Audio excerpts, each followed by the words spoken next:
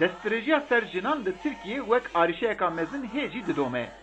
Van demên dawî da kiçeka 5 salî li Stenbolê rastî destrejiya hat. Ev bûyer li gelek deverên Tirkiye jin rakişandin kolanan. Ji van yek dever jî Enqere bû.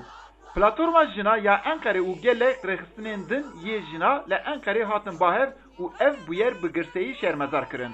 Parlamentera HDP ya Stenbolê Züleyha Gulum daxuyîneka taybet da denge Amerîka û ser destdirêjî û tundutijiyên ser jinan sekinî û di aliyê fereseta zilaman da jî desthilatî rexne kir.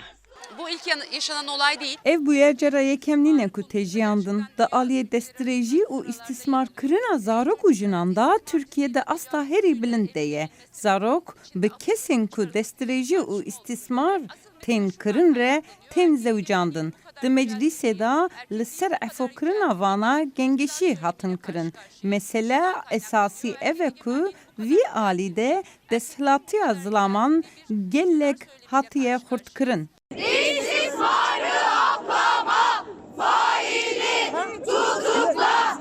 Jin êdî gorankariyeka dîtbar dixwazin.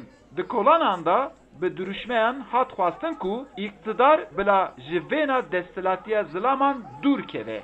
Her geçen gün çocuk işsiz. Her roj istismar kirin, destdirêjî kirin û kuştina jinan li Tirkiye zêde dibe. Evana ji bi destên derizandin û dada zilaman tê çêkirin. Di vî alî de gelek nimûne di destê me de ne. Ji van nimûneyan yekî girîng ji tiştê ku bi destê Wexfa Ensar ve tê çêkirin. Di taxa kenaryayê de bûyera ku derket holê, ji van zihniyetan pêk tê.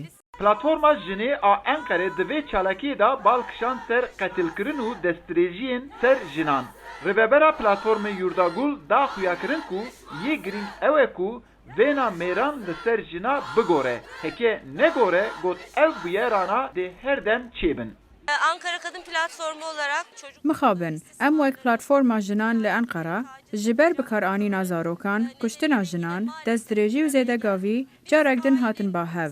Li gorî me kiryarên van bûyeran tenê zilam nînin. Destê desthilatdariya Tirkiye jî tê de heye. Ji bo ku qanûnê ku derdixin ji bo van bûyerê re vedike.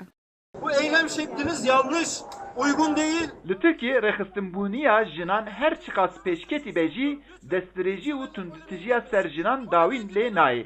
Li ber vî jî jin dixwazin ku kesên ku di siyasetê da desthilatin lazim e ku vêna xwe aliyê jin û zarokan da bigorînin. Eyüp Demir, Denge Amerika, Enqere.